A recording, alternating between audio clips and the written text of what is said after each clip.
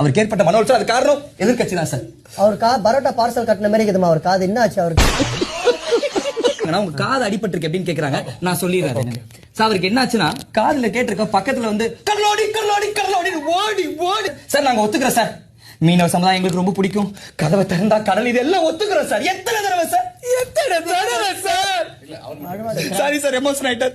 Emotional ஆகாதீங்க, நாங்க table எடுத்து வந்து அந்த பக்கம் சார் சொல்லுங்க சார். எமோஷன் ஆயிராத சொல்றேன். பக்கம் போட முடியாது. ஒண்ணு நீங்க திரும்பி நில்லுங்க. எங்க எது பேசினாலும் இப்படி இப்படி காட்டினா நாங்க என்ன இது செட் மாத்த சொல்றீங்களா? சார் பாடலாம் சார், துப்பலாமா?